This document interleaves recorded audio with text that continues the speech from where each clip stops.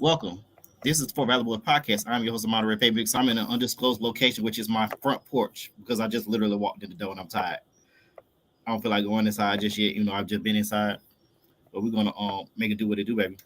So, so I got my guy D Rounder with me, and we're gonna talk about NBA players. We're gonna talk about what's going on with these teams that been eliminated. Instead, Michael Atwater with a front end, that ceiling fan, tell us Mike, and some Mike's BS list, the 25 most greatest wide receivers. Running backs. Excuse me, running backs. And we're gonna get Mike on here in just a minute, and we're gonna have some video of some graduations. But we're gonna start the show. Let's go. Hey, yeah, hey, yeah, boys, yeah. Hold on, we them boys. Hold on, we them boys. Oh, we are live and proud. Say it loud. I'm black and loud. This is my podcast. David, what's wrong, man? Take that. Yeah, and GDJ did take that. You know what P. Diddy at right now, David, man? No. In You don't. your mouth. Oh, Here in your mouth. In your mouth. Oh God. That what wrong with you, cuz? Faye, can I? Okay, we just gonna slide off for 30 seconds. I haven't been on for a while. Y'all both know why. Why I gotta come back to this? Can I just ask that Faye? That's He your got point. Diddy, take that. He Why? taking it. And Why, TDJ Faye? took it. And TDJ took it. Faye, I'm saying, what can we after the show? Can we go on the production track and say a little prayer for Michael Atwater? We can do it right I now. said, well, Diddy, take that, David, man. You don't need to take it, MJ. Oh, okay. My bad, Okay, David, man. that's all I wanted to say, man. Okay. This guy here, man, I swear, this dude need Jesus, man, for real. You talking about me or Diddy, David, man?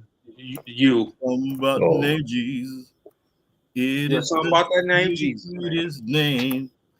He knows. No. No, you better He singing that song there for you, man. take it. No. No, he said no. I said, man, get to where we going, man. I have to get off the man West with Michael Atwater, bro. Then you got fade started. Man, get started, please. I can't stand either one of y'all. Love, whatever you do, Man, I swear I can't stand either the one of you. season, don't take it like that. See what you did? See what you did, Mike? I ain't do nothing, David, man. You took it. You know what you I did? didn't do anything. Yes, you did. I did. Yeah. All right. Okay, my bad. My Just bad, for me, if you man. got gray, just for me, if you got gray in your beard and you're looking old, get that from aisle 4 in Walmart. You want waves like Mike? That's Wave of Groom. He been using it for 30 years since Fort Valley. He still got waves and he has no hair. That's how much it works. Arizona Tea, Damon sponsor. How much it is? $1. What you have after 30 minutes? Severe case of diabetes, maybe in the diabetic coma. Yeah, you be in a coma and you'll You're have gonna the need sugar Ozempic high. and Trulicity. Yeah, Ozempic works, dog. Yeah, Ozempic you're gonna works. need both. You're gonna need both. Yeah, I've lost 30 pounds on Ozempic. So I've lost 30 pounds. Both of them take your appetite. I gotta take Trulicity. Both of them take your appetite. That's fine. I don't need to eat that much anyway. Right. Follow us on YouTube and on Facebook. BuyANiceShirt.com. We set in up Damon's podcast. Chop it up. He has a Patreon page and Patreon his page. I appreciate that, Faye. Patreon it. If you don't know what I mean get the nigga some money. Okay, that would have been. Get the nigga some money. All right. There it is, Diamond. And of course, our favorite sponsor. I haven't drawn no dark liquor in a while because I'm thinking about going to light liquor since it's less sweeter. Ginger ale, Hennessy, Coke, and Crown Royal XO. These are the dark liquors that we are sponsored by. Before we get started, I want to present my screen and show you guys something that happened over on Sunday, and just want y'all to take a look at this and just tell me your thoughts.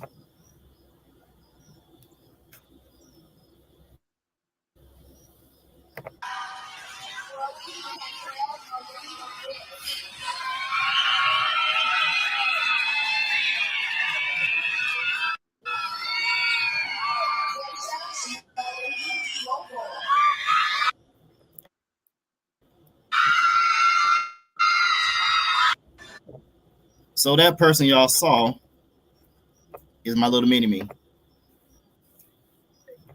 Chloe Vicks, graduated cum laude, 4 pathways completed, 3.71 GPA, graduated this Sunday from Dutchtown High School.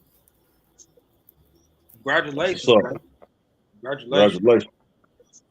That's what's up. Proud daddy moment, bro. That's what's up. Congratulations. I got one more to get out.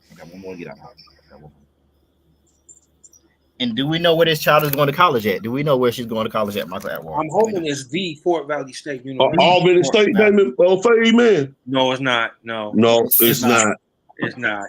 Oh, okay. Yeah, it's not. Fun fact: my mom went to Albany State for a semester. Oh, okay. No, Albany State.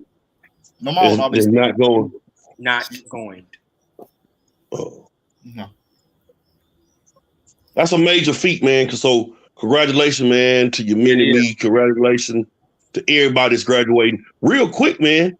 I'm gonna have to mention a celebrity on the show, but Damon's mother-in-law and his daughter elaborate a little bit more about what's going on tomorrow with the superstars in the household, Damon. Let the world know, dog. Yeah, my mother-in-law and my daughter and my son made a little cameo. My mother-in-law, she's a playwright, and she wrote a play in '92 called Granny's Place, and she actually turned it to a movie. And she's doing a premiere tomorrow, red carpet and premiere tomorrow, and she sold out 5 theaters in the movie theater, bro. So I'm super proud of her, super proud of my daughter, and it's gonna be out on all the apps, the Amazon Prime, the Tubi, stuff like that. I won't know until she tell me, but it will be on there. So I'll let everybody know, post it on Facebook, and let you know when it's out on those apps. But I'm not sure, and I think she's still doing some other red carpet moments in other states. She's been asked to come to other states to do it. So yeah, man, she got it's gonna be pretty big, man. God bless her, bro. So I can't be more proud. It's a wonderful accomplishment. That's big right there, man. That's big time. Yeah. To a deserving woman, bro. She's a wonderful woman. So we have hold on, y'all. We got a special guest popping in. We got a special guest coming to the show. It's been a while since he's been on the show. He's been busy because he's big time repping NCAA and probably NBA game next year. Probably gonna replace Tony Brother. We got Horatio Major Jr. I said Horatio. There you go, big shot. What's going on, D-Ran? How you doing, man? My prayers to you and your family. I appreciate you, bro. Everything's well. All right. Speaking of that, the surgery was successful. She still has other stuff to go through. They didn't get it all out, and it's atypical, which means it can grow back. So now they want to do radiation, try to do some stuff to either curtail it or maybe even stop it. So I didn't, all jokes aside, I didn't realize a surgery like that could have such effects. Like one day she good, the next day she in immense pain, then the next day it's all right. You gotta be a strong person to go through that. Amen. Prayers out. Where did he at? He taking that. He taking that. That way, yeah, he taking it. Okay. He taking it. We'll let him be. Let us know when he come together. Let's see if they give it to him, shot. Let's see if they I'm back. Oh, I done got back. That go my damn dog right there. Take that. For so. All right, let's get started. Hey man, how about them Florida Panthers, baby? Hey man, listen, y'all know what time it is. Y'all know I'm one of them few colored folk in the building. Y'all know I'm a Panther fan, man. Believe it or not, I ain't mad at you, brother. like I'm there. I'm watching the screen now. I see my dude Matthew Kachuk. You know what I'm saying? Put us up 1-0. Look, he doing his homework. That's what I'm talking about. Shout your agent. Talk about you ain't been on the show because the money ain't right with the show. Tell it, hey, listen, NIL, man, y'all better talk to my producer, man. Y'all trying to get me on here on the regular. Y'all got to talk to Anatoly, man. We up in the clouds. The Cloud 9 Productions. Y'all know what time it is. Tony Allen already gave us the name. Cloud 9 Productions. I ain't mad at you, bro. We high. We high. We high. Lord, man, they get this shit started, man. Let's Okay. But before we get to the conference championships game, I want to talk about the teams that have been eliminated. I want to start with them sorry-ass Nuggets. Them sorry-ass Nuggets, they were down 0-2. Like So now the Nuggets sorry now. They done lost. They're not the Nuggets. Oh boy. Go ahead, Faye. I'm sorry. Go ahead. Can you let me finish, Boy, the please? I don't tide interrupt you when you changed talk. quick. I don't interrupt you when you Let me talk. finish, please. I don't interrupt you when you talk and talk that bullshit. I don't interrupt you. Uh-oh. Okay. All right, Faye. You got it. So the Denver Nuggets, the champions that they are, came back 3-2, then got their ass whooped by 50 in game 6 and gave up a 20-point lead on game 7 on Sunday. And Mike Malone want to cuss out the reporter. Somebody, that's a dumbass question. You a dumbass coach for not pulling motherfuckers out the game. Neither here nor there. What the Denver Nuggets need to do to improve for next year, Michael? The Denver Nuggets need to add some depth to that team. The Denver Nuggets were successful last year because they had a bench. They had Bruce Brown. They had Jeff Green, Christian Braun coming off the bench. They had no bench. Jokic in that game 7 played 47 minutes out of a possible 48. And you can tell he was dog tired battling Cat and Rudy Gobert. Denver, all they need to do, Nas Reed. they need, Yeah, Nas Reed. Denver needs to get depth, but Denver might need to think about if you're going to do anything as far as trading or letting somebody go, Michael Porter or Aaron Gordon, you might need to upgrade that position. But I don't suggest that. I just think they need to just get some depth, some players off the bench. Go get a Tobias Harris, go get a Nicholas Batum, some of them kind of guys to come off the bench. Or bring back Brandon Brown. We're gonna get to Damon then shot. I'm gonna give my thoughts. Go ahead, Damon then shot. I would agree with Mr. Atwater. Consistency, man. I mean, game 7, it was Murray, it was Jokic, and that was it.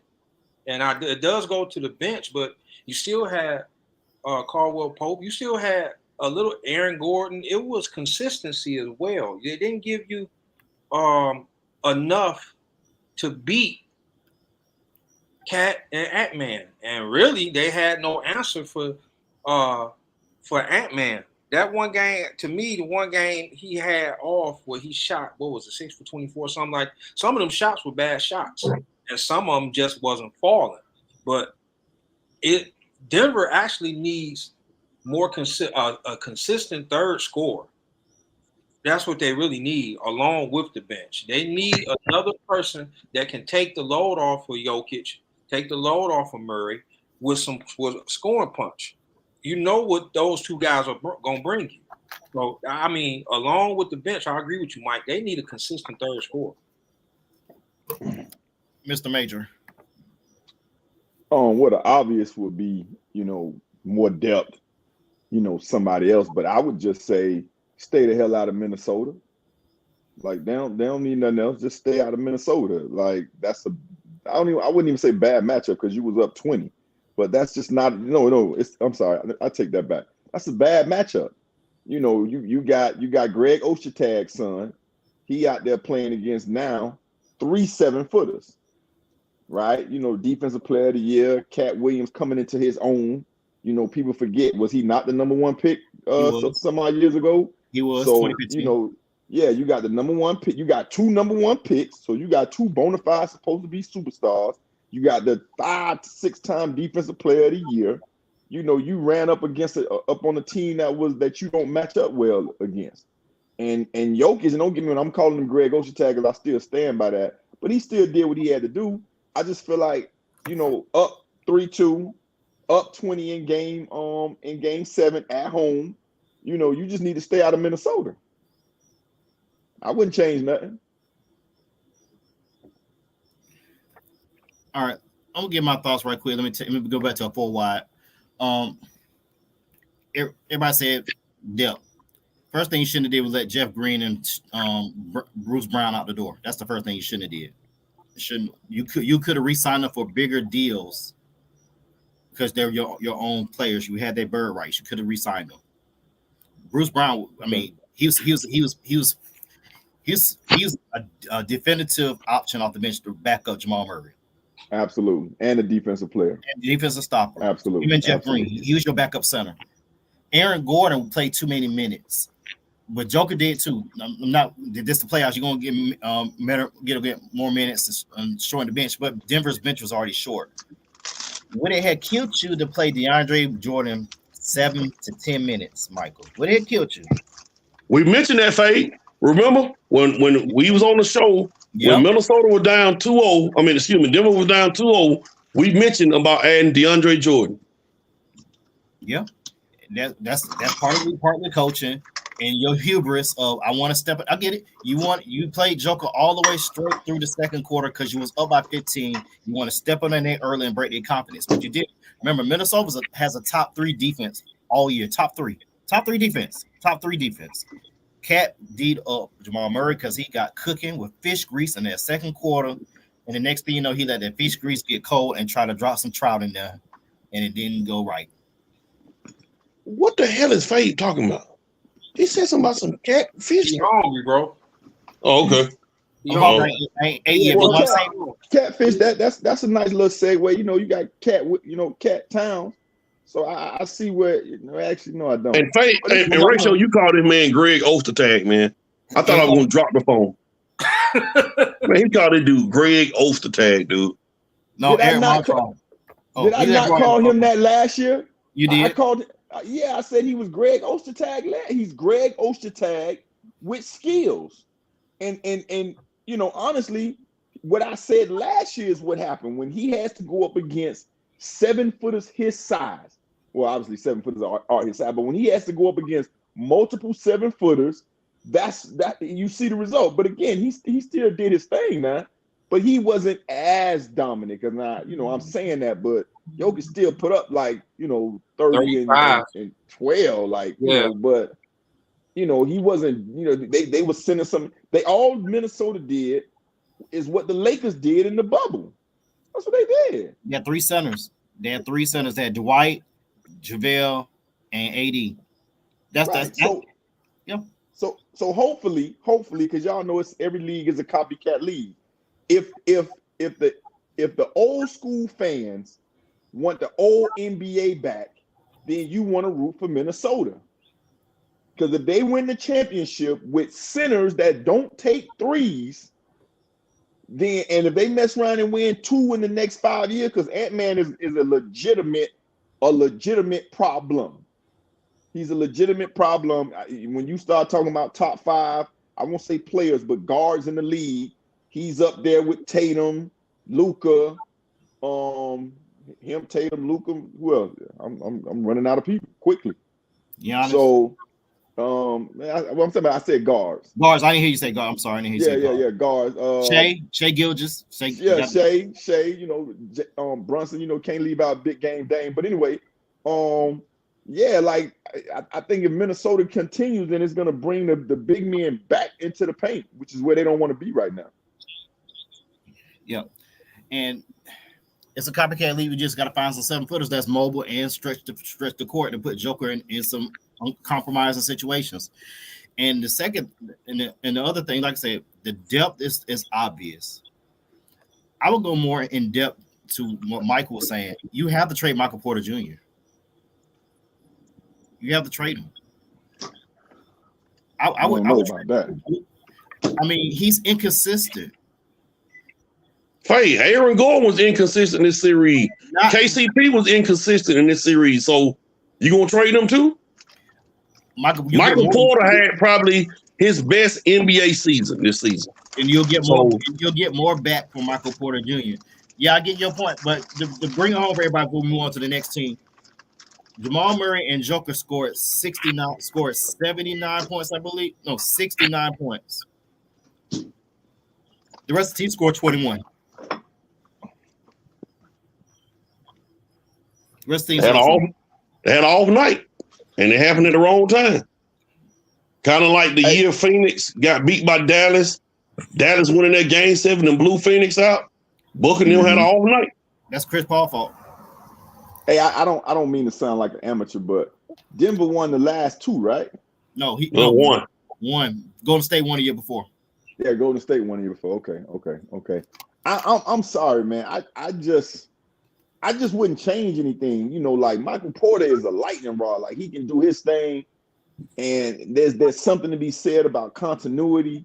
Like I still believe you just add whatever free agents that want to come in and be a part of your system, and just stay out of Minnesota.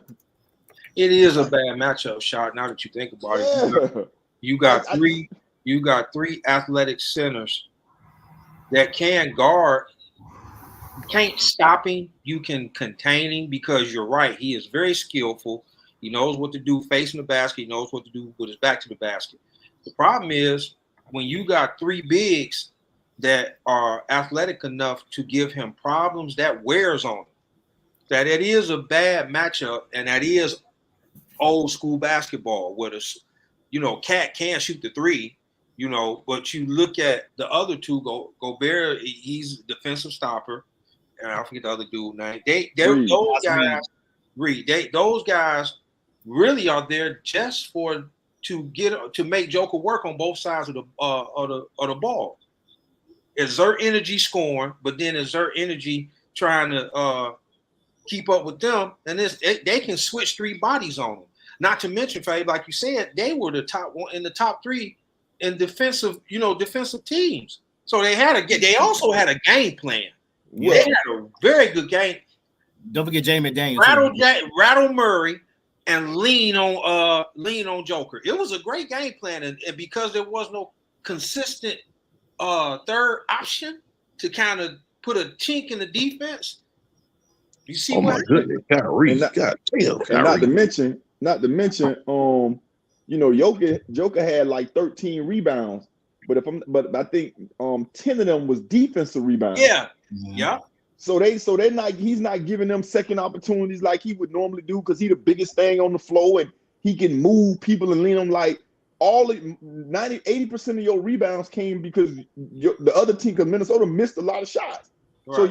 So you got defensive rebounds, not offensive rebounds to get them. Like I said, just stay out. I had Michael Porter on my fantasy team, so I've seen him score 6, then 29, but go 5-6 games with 20 or more points. Like he's a problem. So if you're gonna bring in somebody, like I said, I still think it makes sense. You get anybody else to play them. I think they beat anybody else and go to the finals, except this Minnesota team this season. Because again, you still was up 20 now. He was up 20. Right. 20. No excuses. And don't forget Jamie McDaniel. Like I said, not just at the center, your whole front court with had Jamie McDaniel starting 6'10". He's gonna lean on. He has size to lean on Porter, who averaged less than 6 points in this whole series. To Mike's point, I'm on stat man tonight because Shot done took away my guy with NIL deals, my cousin.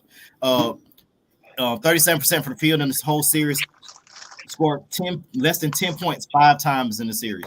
That's enough about Denver. They lost. They ain't the champion no more. Well, they're still the champion till June when somebody actually takes over the crown. Let's go to the Knicks, who look like straight hot garbage on Sunday. Hot garbage. We're gonna say injuries. We're gonna say Tibbs. What need to change? We'll start with Shot this time. We'll wait Shot to come back. We'll start with Damon, then Shot, then Mike. What Knicks need to do this offseason? D Randall. They gonna just build around Brunson. I've heard. I don't know how true this is. I've heard that they may want to see what they can get by getting rid of Randall, but I don't know if they can because it's contract. But I got a plan for that when I get my turn. I got something for you. So they definitely need to get healthy, but they do need to get build around Brunson. Brunson is the spark that makes that team go. If they can get or put a team around him, and in all actuality, I actually think maybe if they keep Randall, maybe not make him mid-range, because I think he had like 35, 36% shooting threes. He can score, and he can score in bunches. The problem is sometimes come playoff, he disappears. It's be games where he's stud, but it's a lot of games he's not there.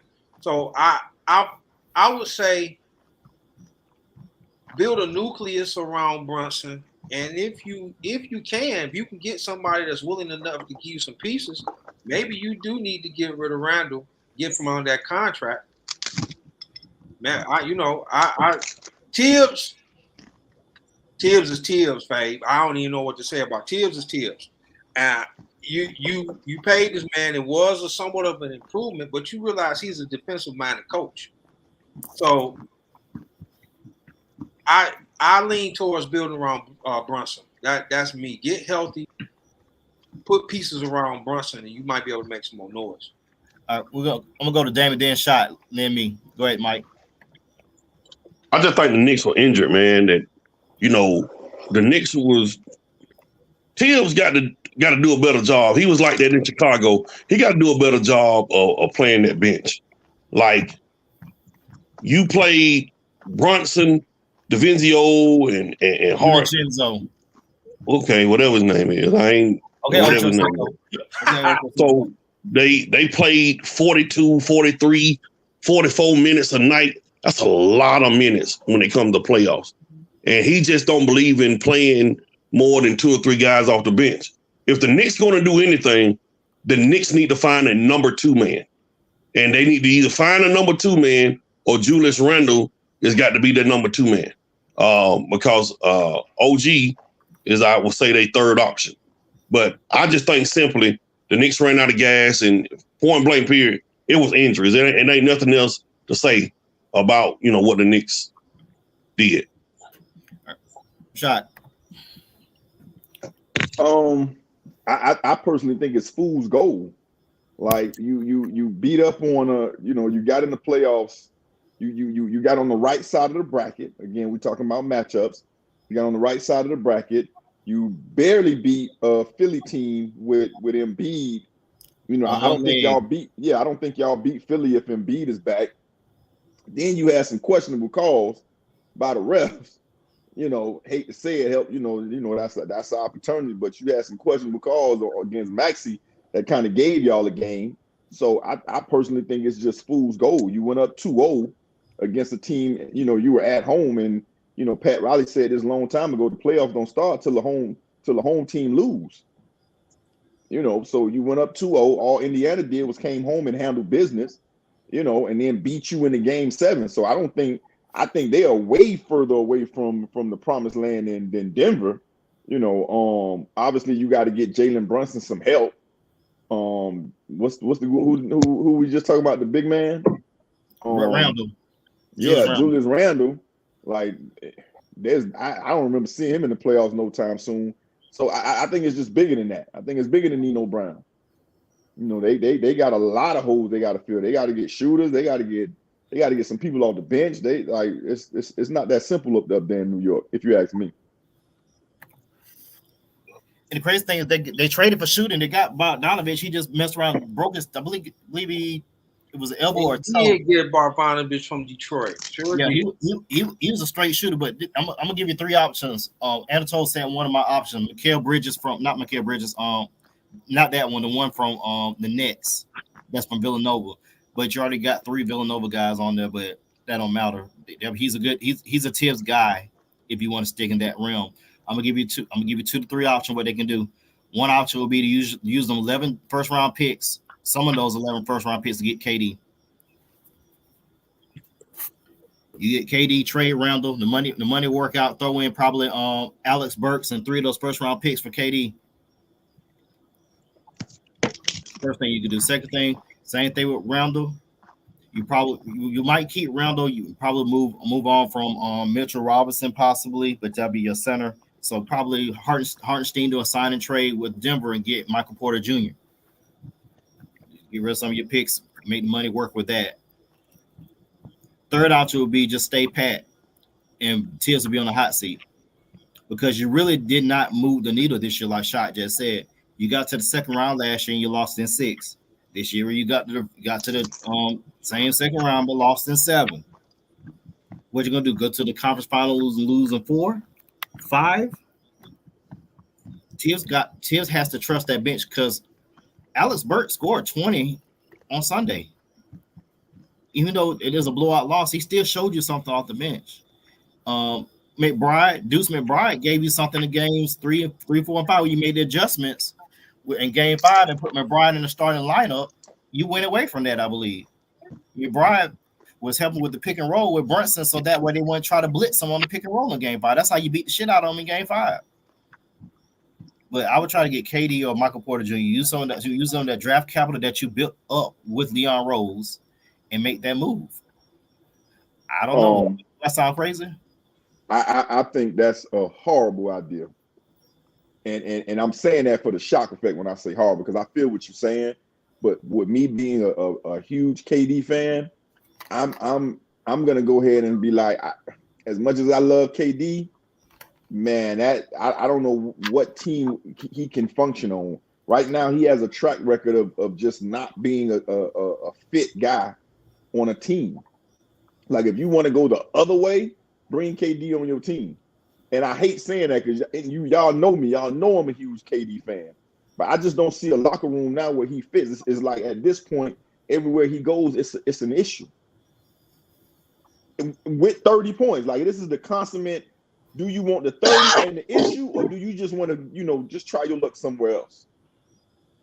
And I hate saying that because I'm a huge KD fan. Yeah, that's a fair point.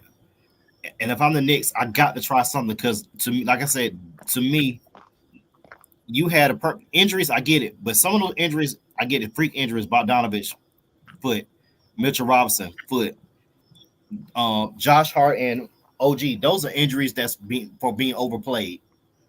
Josh Hart in this past series, not counting Game 7.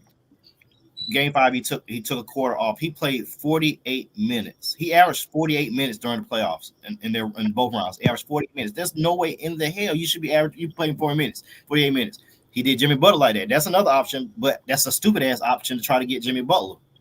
That's just me. I wouldn't try to get Jimmy Butler because that wouldn't make no sense for Miami. Because you could get some capital. I'll trade for Bogdanovich. I'll probably get Deuce McBride. Go a little deeper, but I still see they try to find a way to get Dame down there in Florida, but that would make more sense. But Miami, to me, I know we talked about Miami last time. We talked about teams that eliminate. They need some size. They need to put slide Bam down to the 4, get a 5. Hartenstein would be an option. Somebody that's a competent center, or maybe even try to make a play for maybe even Cat. All right, next team that got eliminated, the Cleveland Cavaliers. We're gonna start with Mike, then Damon, then Shot. What the Cavs need to do, Mike? They need to re-sign Donovan Mitchell. They need to make sure they keep him. I think that series could have been maybe a little different if Jared Allen played.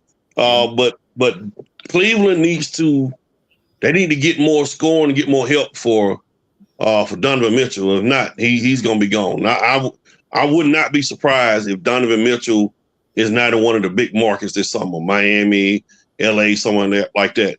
Cleveland's going to have to do it. They're going to have to figure out how to add something to that team.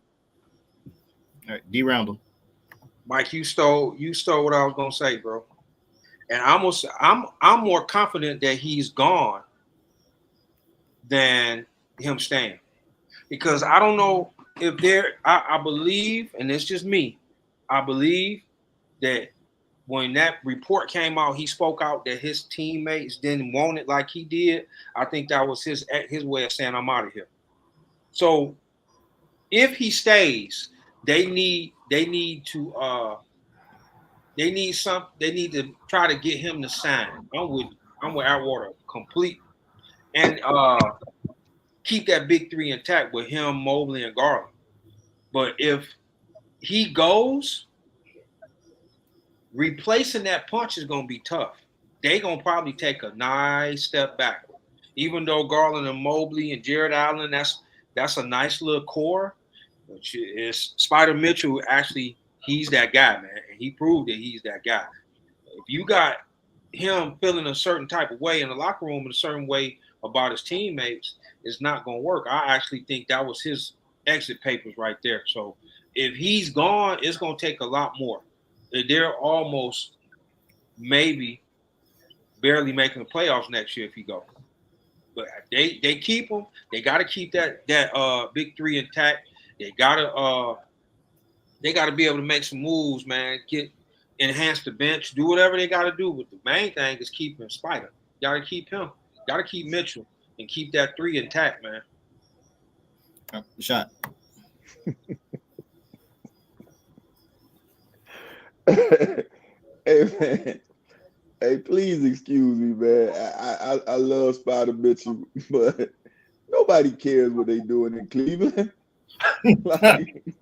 like I don't want to be the one to say that. D-Ran, he's such a great guy. He politically correct. Fade is your show. We ain't thinking about ATWATER, but nobody cares. Nobody cares what they doing in Cleveland, man. Like when D-Ran said big three, I chuckled. Like in Cleveland, oh, man, you got a better chance of selling out a Bone Thugs and Harmony concert than going to watch the Cleveland Cavaliers. Man, it's good, boy. I'm saying it's the thuggest, rugged, but like, listen, blow it up. Nobody cares about what's going on in Cleveland. I said it. No disrespect. Well, yeah, disrespect to y'all in Cleveland. Sorry. Nobody wanted to see Cleveland go past the second round. Right? I didn't even watch a quarter of the Cavaliers. So, hey, Shot.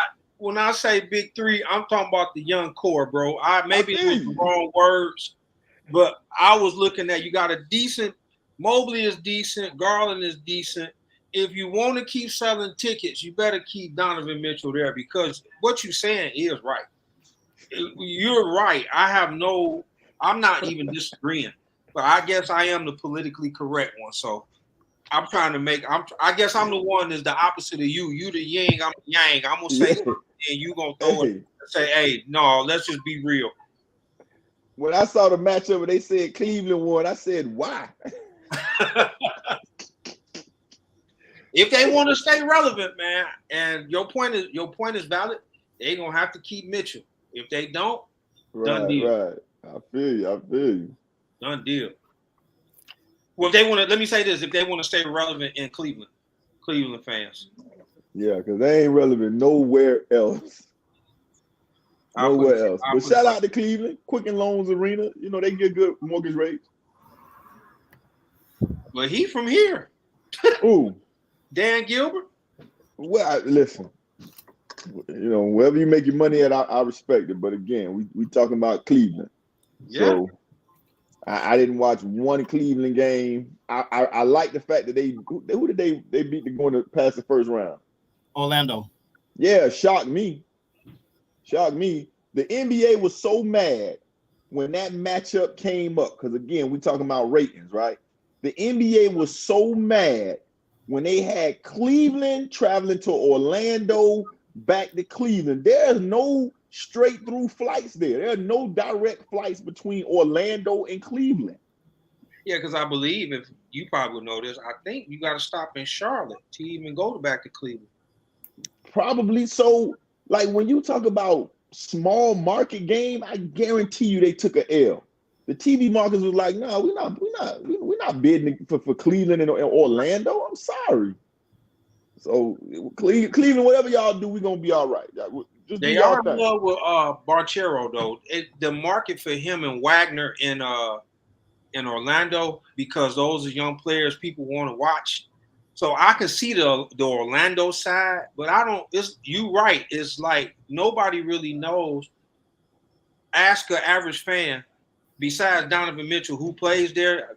The next player they probably say is Garland. They can't name nobody else. Nobody.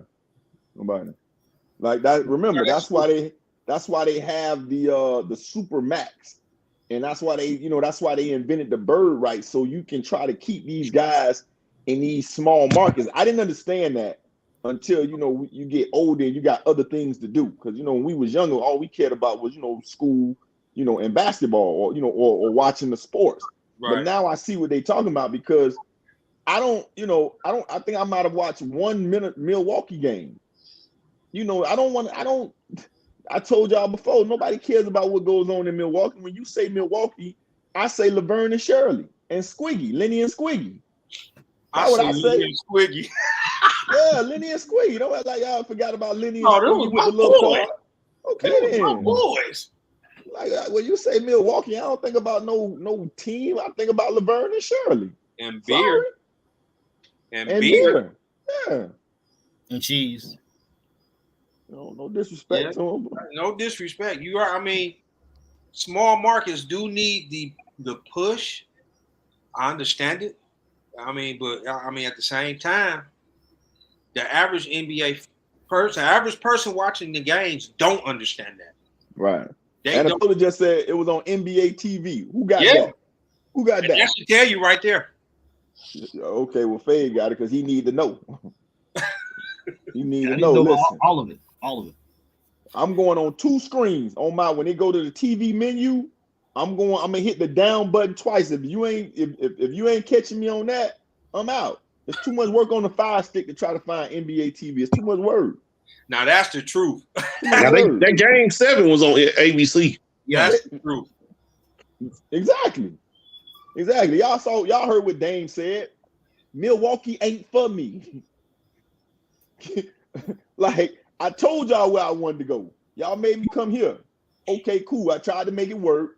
And, everything closed at 9 o'clock. Can y'all get me down south where I want to be? And it's still cold. And it's cold.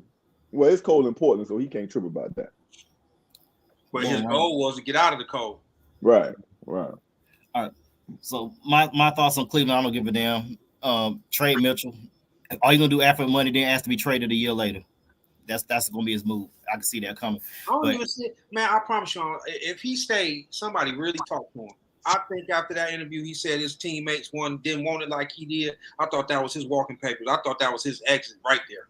And plus you had a calf injury. You could have played. You almost no. I think it was a quad injury or a calf injury, Mike. I think it was a quad. It don't matter. No, it was a calf. He not gonna be Donovan Mitchell with any one of them injuries. Yeah. Right. So yeah, I would trade him. I don't know where though right now, but I'm gonna get to the Thunder. I'm gonna tie in the Thunder and the Cleveland in a minute, but I want to touch on Orlando right quick and what they need to do for the offseason. Get Klay Thompson. For what? Why? For shooting. Klay Thompson not going out and play with all them young dudes. He's not doing that. I don't really think shooting is the problem. They just young. Klay Thompson ain't leaving the West Coast. He's never left the West Coast too. Now that you think about it, yeah, because he's in Washington State. Yeah, played his. Yeah. I don't really think it's with Orlando. I think they're just young. That team gonna jail. Wagner can shoot. Barchero can shoot. Suggs are okay. I don't. First of all, everybody right for him. I don't think he leaving the West Coast. That's out. But then again, and Mike is right. I don't think he want to go play with them young cats. I just don't think they need shooting like that. See, Orlando, OKC, Minnesota, they regardless win or lose when it comes to Minnesota, these teams, they don't really need to do too much. No. Now, OKC, you might need to do something about Josh Giddey. You might need to upgrade, your wing position, but it ain't too much they need to do. They got their core nucleus. New Orleans is another team. It ain't too much they need to do. Mike, let me ask this. What's Josh Giddey played music when he's in high school? What was his favorite chord? I'm not even going to answer. I saw that coming. We're a bunch of collaborators, not colonizers. Okay, we're a bunch of collaborators. I mean, with the Thunder, man, you got a stud scorer. Holmgren look like he gonna be all right on both sides of the ball. I don't think as much they need to do either, though. Like I would tend to agree with you on that. They're young. Alexander gonna get better, and so is Holmgren. Maybe maybe another wing, maybe. I mean, the team is pretty decent for me. I think they messed themselves up, you know, and I don't mean this in a bad way. You know, shout out to Shy SGA. I think he should have been the MVP of the league. So do I. Agree. And I think in doing and not being the MVP, I think, you know, he pushed the clock up a little bit faster than where it needed to be. I think they needed another bad year and another top 10 pick. You know, I don't know where they pick now, but I think OKC is going to in the 20s. I think OKC they got multiple picks for the next 3-4 years. So they do. Yeah, but they got like 13 first round picks. They got 13 first round picks in the next 6 years, I believe. Yeah, they loaded. They don't need but one more player. I'm not gonna act like I know enough about them to say who that player is. You know me, how I feel about shooters. Shooters are at a premium, but they don't need but one more player. One more. Now, where you want to put them, who it should be, they need two players. I'm sorry, one offensive, one starter, and one veteran player in that locker room, like a Udonis Haslem, like a with Jeff Green. They need one of them guys to get them over the hump because they got the guy. Yeah, and matter of fact, when I said top 5, did we mention Shot? Did we mention SGA? Yeah, you did. Okay. Yeah, listen, that kid should have been the MVP. That's a travesty. I totally agree with you on that. That's a Let travesty. me just say this though. Let me defend the joke on this. And Damon, you and I was on the phone about 2 weeks ago and we did this. Yeah. SGA averaged 31, 5 and 5. Bruh, the Joker averaged 26, 12, and 9. This dude almost had a triple-double. The only reason SGA should have got the MVP is because they were the top seed. But if we're talking about statistical, the Joker averaging 26, 12, and 9 for a center, good gracious, man. Hold on. SGA should have got the MVP only because they was a top seed. Because they but were. If we talking about stats, they picked the top 9 last year and didn't make the playoffs. They were in the lottery. He scored 30 points or more in 53 games, Mike.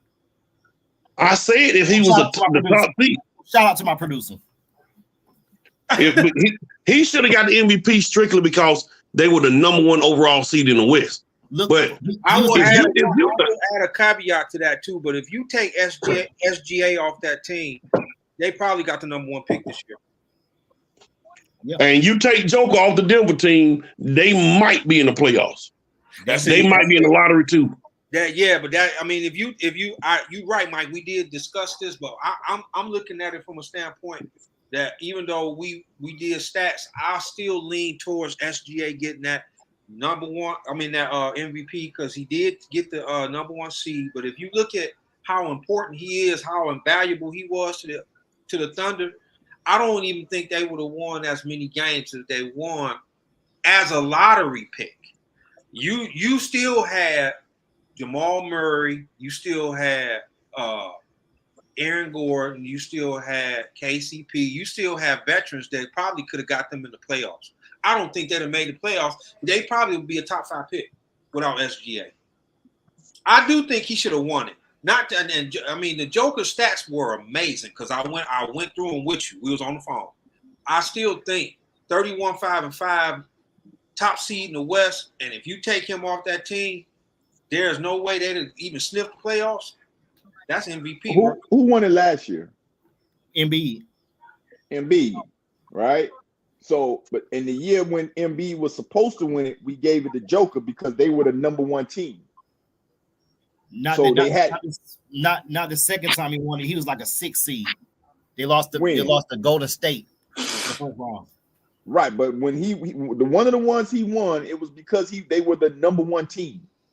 Right. So it seems like, and then last year, Embiid should have won, or Joker should have won it, but they gave it to Embiid.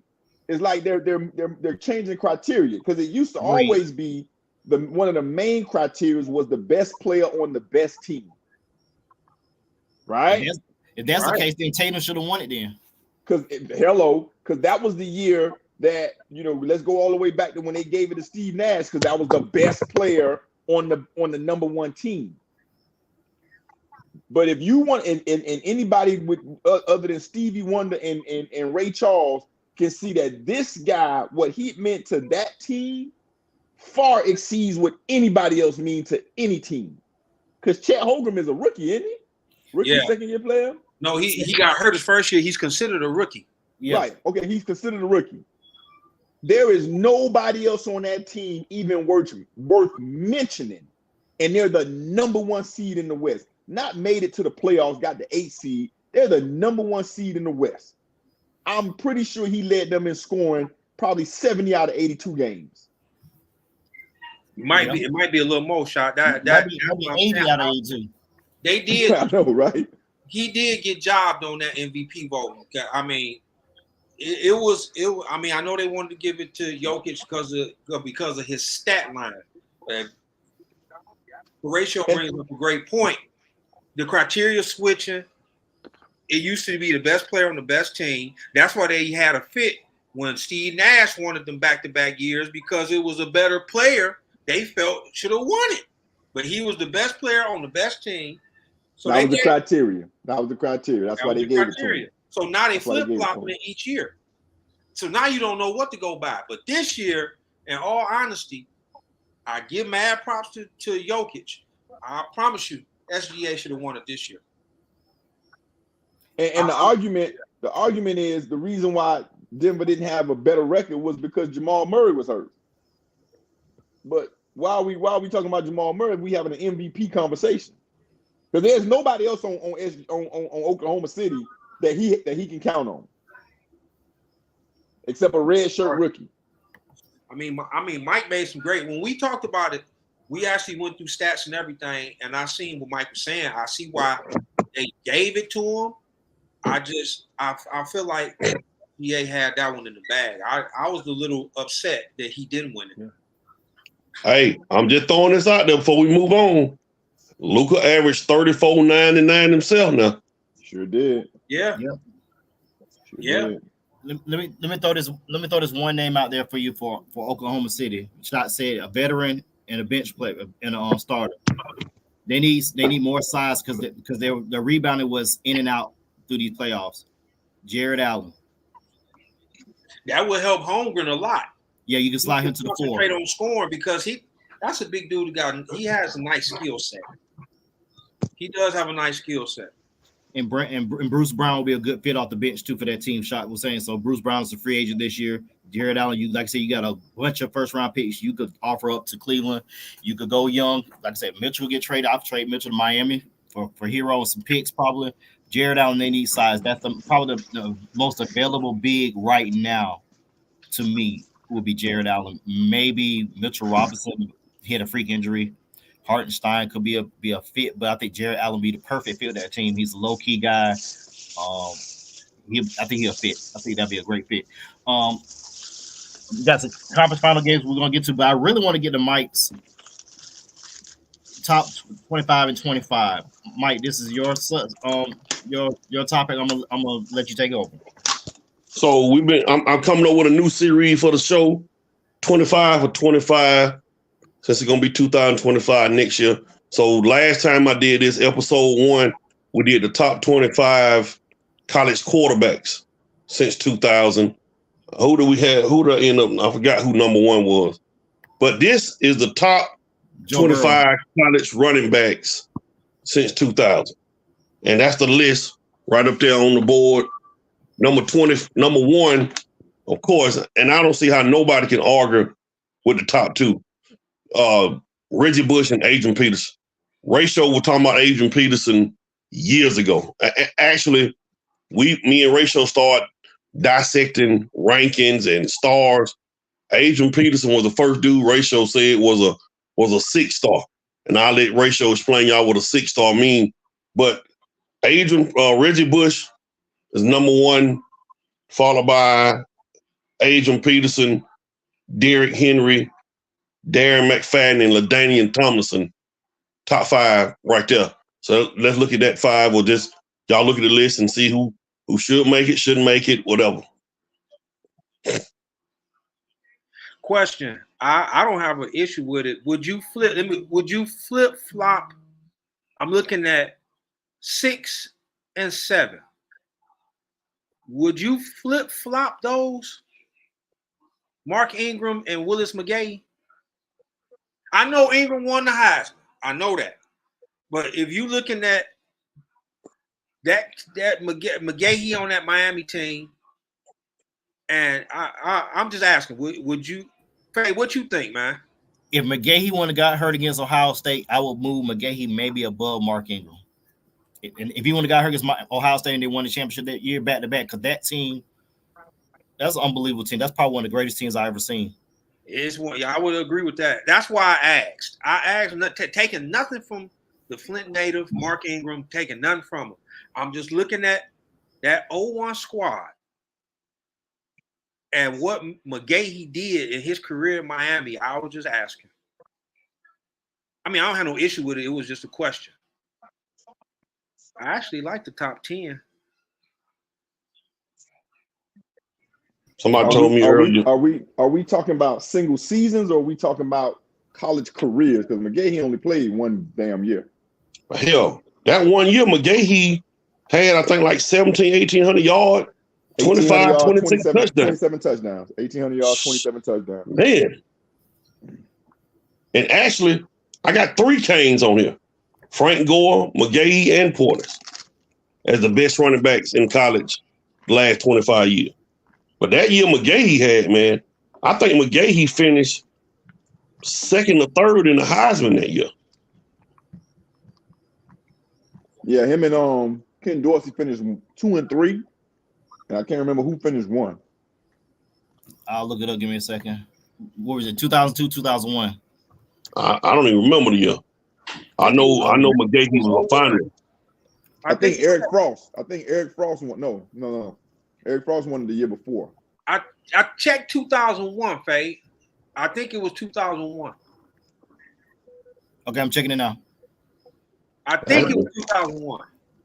Eric Crouch will look like, but I'll make sure. Oh, from Nebraska. And he won it off career stat. Yeah, Eric Crouch 1, Rex Grossman 2, Dorsey 3, Joy Harrington 4, David Carr 5.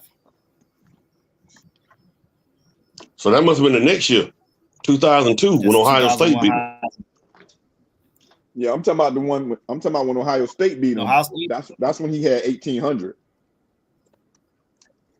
That was him and Ken Dorsey. Carson was like Palmer won it that year. Okay. Carson Palmer. Okay. Carson Palmer won. Then Brad Banks, Larry Johnson, McGahee 4, Ken Dorsey 5. 4th? Man, that was rough. You look at Larry Johnson, he had 2,000 yards and 20 touchdowns. Brad Banks had 20. Penn State, yeah. Larry Johnson, the running back from Penn State. Yeah. Yeah. Larry Johnson, 2,000 yards, 20 touchdowns. Brad Banks, 26 touchdowns and 5 picks. Carson Palmer, 33 touchdowns and 10 picks, 4,000 yards passing. Brad Banks, is that the quarterback from Iowa? Iowa, yeah, black guy from Iowa. Yeah. Brian. I think Saquon Barkley and Dalvin Cook are way too low. Way too low. Well, you got Saquon at 19. You can slide them in the top 15 if you really want to feel frisky. Top 10. No, you tripping now talking about top 10. We pulled out the top 10. You top 10 now. Because if you talking about top 10, who you finna move out that top 10? You got 3 or 4 Heisman Trophy winners in that top 10. No. You can't sit here and tell me that Saquon Barkley or Dalvin Cook, I'm going to just go with my boy Todd Gurley. Who had a better college career? You can't say Saquon or Dalvin Cook had a better season. Well, they might have had a better career than Gurley. Well, first of all, Cedric Benson had a better career than most of these people because he started for 4 straight years or 3 straight years. So that's why I asked you, are we going season or career? Because you got to put Cedric Benson up there right now if we just talking about careers. But I don't see how you leave Saquon Barkley out there. This dude was the number 2 pick in the draft and was supposed to be. And then you got, what Dalvin Cook did at Florida State and won a national title. You know, what was Barkley's that one season when he came out, he's a number 2. What was his yardage and touchdowns and all that? What insane. Yeah, it had to be. Give me 2 minutes. I'm pulling it up now. Give me 2 minutes. Insane. I don't know if I can take Gurley out. I'm looking at the top 10. No, I don't. That top 10, man. Gurley had a nice one, and he had who was he sharing time with? That was Keith Marshall. No, hell no. Keith Marshall and Nick Chubb. Nick Chubb. That's what I was thinking about. Nick Chubb. He still put up great numbers. That's from North Carolina. I remember him. Now, if we go by ratio criteria of career, we might have to move Gurley out the top 10. Yeah, Cedric. That's why I asked you that. That's why I asked you if you talking about.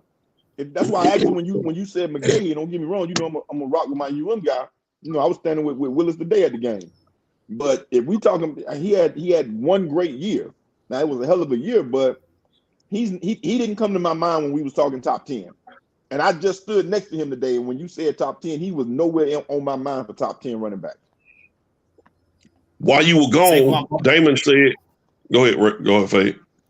No, go ahead, Mike. Go ahead. While you were gone, Ratio, Damon think could we switch 6 and 7 on the list? Mark Ingram and McGahee. Like I said, you gotta narrow it down for me. Are we talking career? Or are we talking about, based off a season? What? Or just who we felt like were the better. Who did you feel like was the better college back, as my man Chuck Ford would say, based on the eye test? If we're going by eye test, then I'm gonna still move Dalvin Cook and Saquon Barkley up. And you would move them in the top 10? Yeah. Like, what the hell just happened? Oh, that's Spade doing something crazy. Okay. So Anatole brought up a name. What y'all think about the name he brought up? Hold on, I didn't see it, though, producer. For career, because if you talking about career, he probably do need to be in that top 25. Mike Hart. Right, and that's why I'm asking, because that's a great name, but when I think of the top backs, Mike Hart, and he had a good year this year, he didn't move the needle for me. There was nothing that was dynamic about Mike Hart. No disrespect to him. Is he still in the league? I mean, did he get drafted? He got drafted, but he was slow. What round? 6, something like Enough that. Enough said. No, Mike Hart was years ago, Rachel. Oh, but still, I don't remember Mike Hart. That's what I'm saying. There's nothing that Mike Hart did that made me say, yeah, I remember Mike Hart. And him getting picked in the 6th round validates that for me. Yeah, that's why I mean, if you go and look at his career at Michigan, it's very good. He never rushed under 1,000 yards. I think he got almost 5,000 yards career rushing. Top 5 in the school for career rushing touchdowns. That validates your point of saying, are we talking about a career or are we talking about a season? That's what I'm saying. That's why I'm saying. That's why I asked, because it actually validates what you're saying. What would be the criteria of? Because if we was going by, I know I would leave it alone, because if we was going by season, Mark Ingram won the Heisman. McGahee didn't. Ratio, do you have a problem with either one of the top 3? Oh, I was wrong. He got well over 5,600 yards. Right? Yeah, I got a problem with and you already said it because I heard you through my earpiece. You know how I feel about AP. So, and don't get me wrong, Reggie Bush is that guy, but that damn all-day Peterson, and so I would shift that top 3. I would put AP up there. Then I would put that top 3. I'm not gonna argue with that top 3. I think Adrian Peterson is the best back in the last 25 years.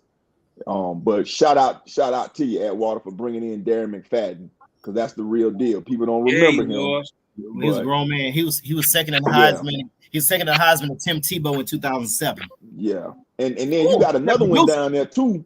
Like, that's what I'm saying. But if we're going by eye test, I would change this whole list up, because you got that dude down there, number 23. Ain't nobody want to touch him. Ain't nobody want no parts of that boy right now. Oh, boy, you brought up one then, boy. Yeah. Listen, Steven Jackson. Yeah, Steven Jackson. I remember him. Yeah, I remember him being down here in Miami with EJ now. That's a grown man. Yeah, he was a stud. So, yeah, I think we got to put some parameters on this list. Monte Ball was a lot of speed. Cadillac Williams, big time. Cadillac Williams was real big time. Yeah. I'm gonna tell you one person I think I should have added and I didn't have him on this list. I think Zeke should have been on this list. Ezekiel Elliott. Yeah, Absolutely. Yeah, most definitely. Absolutely. And again, you know, I can't stand them dudes, but that damn Maurice Claret too. Ooh. 1 year. Yeah, yeah. Ooh. He fucked their career up. Yeah. Ooh, ratio. That's a Yeah. He was a freshman. He rushed for 1,700 yards. Hello. That's what I'm saying. He ooh. rushed for 1,700 yards, man. So He brought one in then.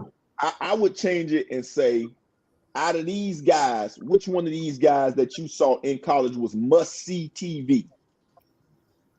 Reggie and Must-see TV. Bush. Oh, Reggie Bush. Reggie Bush and Todd Gurley, without a doubt. Like Reggie Bush was Adrian Peterson and Bush. man, Adrian Peterson, yeah. Adrian, as far as must see TV like Shy talking about, Adrian Peterson ain't got nothing on Reggie Bush, bro. Right, I feel you. So again, But if we talking about he was must-see still must-see TV, TV to me. Reggie Bush was that flash, that speed. You ain't gonna catch him. He was on USC. He was on that team. But when it came down to all day punishing people, running folk over, and still getting 175 yards before the third quarter's over, you turned on Oklahoma football to see that boy play. Brand, you ain't turn on the Oklahoma football like you did for USC during that time. I get it, but I'm saying, I as a college fan, when he was out, you wanted to see Reggie Bush. You sure wanted to see Adrian Peterson, dude. And you remember it was that team was loaded. It was still other people on there that you wanted to see. Don't get me wrong, Reggie Bush he was that highlight, but you still had Sanchez. You still had cats that, and you was at Southern California, so you looking at a guy like Adrian Peterson running folk over with speed, power. Come on, man. Nobody wanted to miss that dude, bro. yeah, we talking about must-see TV. I remember watching Penn State to see Saquon Barkley, and he never disappointed. And Dalvin Cook was just a show. He was just a show at Florida State. Off tackle, he gone. You know, must-see TV. You got to go with them dudes, and you got to move Christian McCaffrey up. He is as advertised from what he's doing in college. He's doing the same thing now. Yeah, I agree. Bro, that like honestly, bro, you look at that top 7, I don't see where you can move McCaffrey up. I can't say McCaffrey. You might can say McGahee. You might can flop them. But that top 6, you can't do nothing with that top 6, honestly. I would be biased against Mark Ingram because, you know, when you watched Alabama, Mark Ingram would run 3-4 yards before he met contact. You know, no disrespect to him, you know, but, you know, I'm kind of biased against Alabama running backs. Nothing against them, but those dudes, they was running behind some massive lines. Like they didn't have to do much in the backfield. You know, I would give it to Derrick Henry because, you know, he's just a freak of nature. But the rest of them dudes, you know, again, nothing against them. You know, when you was running at Alabama, it was just different. I would have turned the TV on to see Christian McCaffrey, Saquon Barkley, Dalvin Cook before Mark Ingram. And I love Mark Ingram. Mark Ingram is the real deal. But I didn't turn the TV on to see him like I did McCaffrey. And you're right, Atwater, Reggie Bush. If we talk about must-see TV, I want to see Reggie Bush. I just looked at it real quick before we go. That number 9 and 10, I guess we could really move them down. Only reason we won't move Richardson down because he got a Heisman. But Todd Gurley, remember, Todd Gurley, he finished top 3. He doesn't have a Heisman. Trent Richardson have a Heisman? No, he finished 3rd. Yeah, Todd Gurley. Trent Richardson is a fat boy right now, but Todd Gurley was must-see TV too now. Yes, he was. Yeah, that's true. He was must-see yes, TV. He was. That is true. I can't take that away from him. No disrespect to Nick Chubb, because I'm a Nick Chubb fan. Todd Gurley made that Georgia team go. As he went, that Georgia team went. Oh, he's the best back by far. By far. I mean, it's Hershey Walker, Todd Gurley. Whoa. By Stop. far. Stop. Now, wait a minute. Hold on now. I don't know by far. Garrison Hurst may have something to say about that. So I don't know. I don't know now. If he ain't 2, he 3. He there, but it ain't by far now. Garrison Hurst had 13 yards against the University of Florida in 1993. Stop it. 13 yards. That's why he didn't win the Heisman that year. Todd Gurley was never going for that. I'm sorry. No. Man, I remember Todd Gurley took a kickoff back on Clemson, and I'm talking about, man, that dude was so fast. Like, Gurley was a straight beast, but Gurley could be moved out of this top 10. I remember, Gurley got hurt that sophomore year, he got in trouble for selling some cards or doing something. Yeah, and then he got hurt that junior year. So Gurley really could be moved out the top 10. I like the 2 Wisconsin backs you got on here too, Mike Taylor and Gordon. Shoot, I got 3 Wisconsin backs on here, I think. Yeah, Taylor was all right. I'm talking in college, bro. I'm just talking straight college. He was, and once again, like Alabama, back then, Wisconsin was known for massive offensive lines. They played physical bully ball too. So I would tend to shot bring up a good point about them offensive lines make some running backs look good. They still get that contact. But you got those guys, man. Larry Johnson, I got to give him credit. He was a bully. He was a bully, but he had speed too. Yeah, this list is a good list but you gotta move Dalvin and Saquon up there. I don't know who you're gonna move, Ratio. You still ain't said who moving. Whoever's up there in front of him, I don't know who you moving, bro. Mark Ingram, Willis McGahee, Trent Man, you Richardson, tripping. Clinton You Porter. moved the Heisman Trophy with him. Bro, listen, like I said, I'm moving Miami people, so I'm looking at this list with some bias. But and don't get me wrong, Willis was dynamic. You know what I'm saying? But he was way more dynamic than Clinton Porter, for one. Trent Richardson, they was just bruising people. Like, there was nothing special about Trent Richardson that I saw. I'm sorry, but when you turn on and you watch Penn State, this dude was going 98 yards off screen passes. Man, come on. Saquon was the number 2 pick in the draft when they weren't even trying to draft running backs. Ooh, I'm sorry. He was talking about Saquon. He was one of those backs that, that Miami used to spit out all the time: speed and power. Yeah, so he could outrun you, but he could. I seen him in Penn State a few games, truck somebody and get to the house. He wasn't just elusive. Just look at what he's doing in the pros. This dude had like 80, 90 catches. He had like 900 receiving yards and then another 1,400 rushing yards. He is the total package. You know I ain't no Penn State fan. I ain't watching no Penn State football. So for me to even be screaming Saquon Barkley should say something.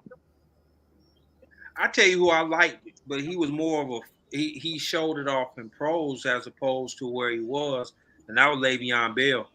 Went to Michigan State.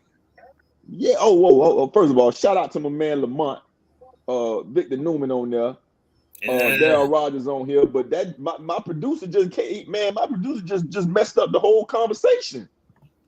If we talk about must-see TV, you cannot not talk about Darren Sproles. Yeah. Like, come on. That's true. That's a man. Darren Sproles was must-see TV. Now again, where you play that? Purdue or Kansas State? Kansas State. Yeah. Nobody trying to watch Kansas State now. I mean, let's call it what it is. But if you happen to be flipping through the channels and you see him, I got you, Anatoly. I see you, bro. I'm on the phone now, so it's hard for me to go to the chat right away. But you're right. Darren Sproles. I had the stats waiting for you. Right there for Darren Sproles. What is it? Yeah, about 5,000 yards rushing. He had 815 carries. 815 carries, where some other running backs had 1,000. He did this with 200 less carries. But he didn't play much his freshman year, though, to be fair. But in 3 years though, he had almost 5,000 yards in 3 years. I would definitely say he averaged almost. I mean, if you average it out, about 1550 per season. Yeah, what I'm saying, we got to go eye test. You know, they had two boys down here in Miami. Troy Davis went for 2 stacks 2 years in a row. God, at Troy State. Yeah, no, Troy, he's at Iowa State. Yeah. Yeah, I wasn't trying to see that boring wing T. And again, it's hometown boy. These 305 boys, but you know, we got to speak the truth. Yeah, eye test. I guess with the running backs is more so eye test. There's no way Saquon Barkley is not up there. When he was the number 2 pick in the draft, when running back was when the position was dying. Yeah, they weren't trying to draft running backs, really. Right. And he is as advertised. I know we ain't talking about the pros, but he is as advertised. Probably would be a little better if he had them injuries. Saquon Barkley. I remember turning on the TV to watch Saquon. Once he started hurdling people, come on, that's a show. Yeah. Get your popcorn. That's who else was on that dang on you. Lindell White. I couldn't think his name. Lindell White. Nobody care about Lindell White. Yeah, he was the other running back. That's why I'm trying to think who it was that was with Reggie Bush then. Yeah, that's Fire and Ice. What they call it, lightning and something like thunder and lightning. Yeah, lightning and thunder. Yeah. Yeah, you got that thunder on the block right now, from what they say. Hey, Faye, let me ask y'all the question before we go. Out of the 4 teams left, you picking a team with the number 1 pick. 4 teams: Wolves, Mavericks, Celtics, Pacers. Number 1 pick. Who the first player you drafted out of these 4 teams? Anthony Edwards. Out of the 4 teams. Anthony Edwards, he got that dog in him. He do have that. I don't know who I would pick. Who you picking first, Ratio? Jamal Jenkins. There you go. There you go. Yeah, I'm out. I'm going. It's either Ant-Man or Luka for me. That's a good question. You can't go wrong. The top guy on any one of them teams. You can't really go wrong. That's true. And this would make me say that Dallas might be the favorite, because out of those top 4, there's 2 guys on that team that I could see myself picking with the number 1 pick. I'm telling you, it's gonna be a Hey, problem. Minnesota got 2 of them too now. Who? Minnesota? Yeah, I mean, Cat coming into his own is taking him too long though. But I don't know why. Give me Tatum. I ain't got no. You pick Ant Edwards first. I ain't got no problems with Tatum. None. Yeah, he a dog. And remember, Tatum doing what he doing with another bona fide scorer in the backcourt with him. True. You know, Get Cat average 23 and 10 his whole career though too. So you got to take that soft labor though. Yeah. I mean, you can't just overlook the way Embiid punched you, or like, you just can't overlook that. The scary part about that 1-2 punch in Dallas is that either one of them can take over in any part of the court. They are a true triple threat. Both of them. Yeah. And that's going to be a problem for Minnesota. I love their defense, but that's when you got 2 of them that can create their own shot off the dribble, can shoot the long range shot, and can find an open person. 2 of them, not 1, 2. That's a problem. Hey, Luka Doncic is like a real fast station wagon, bro.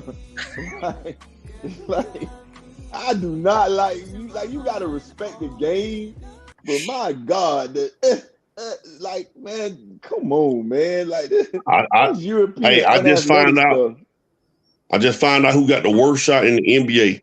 Kyle Anderson for the Minnesota Timberwolves. Goodness gracious. Boy. I see my producer said Luka too, but goodness gracious, I don't know, man. Luka, like I say, man, like a souped up Winnebago. Like, come on, man. Hey, man, we out, man. We get the job done. Yeah, and that's Winnebago. That's wrong. Hey, I'm going, man. Y'all boys, I'm out. We'll holler at y'all next week, guys. We out. All Peace, right. fellas.